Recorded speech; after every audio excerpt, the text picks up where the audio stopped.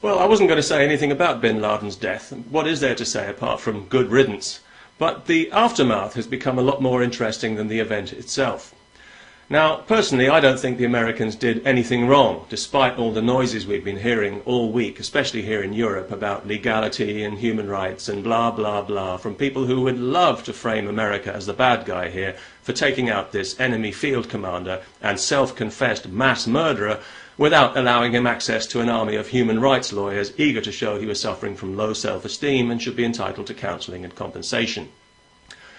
The only people who should be apologising here are the Pakistanis, and they have said they're embarrassed, which makes a change. I was beginning to think nothing could embarrass that country.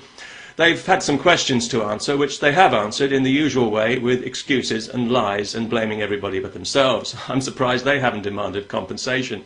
Oh, but wait, they already get $3 billion a year from the American taxpayer and another hefty chunk from the British taxpayer. The country is effectively living on welfare, but they can afford nuclear weapons, and despite being quite happy to take all this money, they've still shown that they simply can't be trusted. And that's why the Americans cut them out of the loop. It's a decision that would not have been taken lightly, but they knew damn well the Pakistanis would tip off Bin Laden. And these are the people we're trusting to keep nuclear weapons out of the hands of terrorists. That's why the money's really being paid. It's protection, pure and simple. Pay up and nothing happens to the nukes. That way everybody's happy and a few Pakistanis get very, very rich.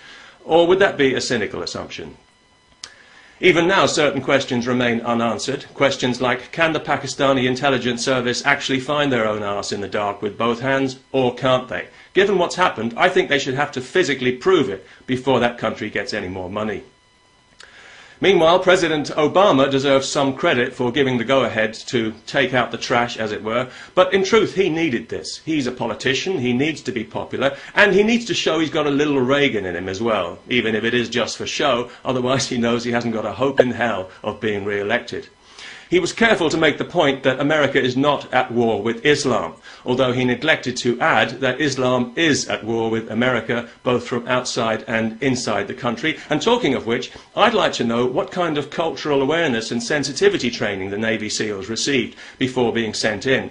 I hope they showed some respect and remembered to remove their shoes before entering. I also hope they didn't accidentally damage a copy of the Quran or, heaven forbid, interrupt anyone who was praying.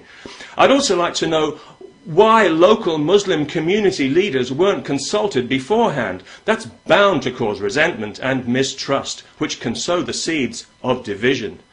I blame the Jews. Well, doesn't everybody?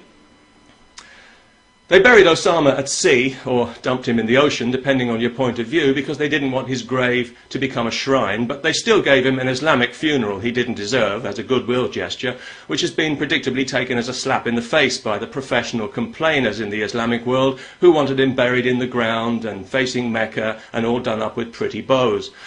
One bearded buffoon even called it a declaration of war, but I don't know what kind of Rip Van Winkle world he's been living in, because it seems to me that war was declared pretty unequivocally 10 years ago, when more than 3,000 innocent people were murdered in the name of the religion of peace.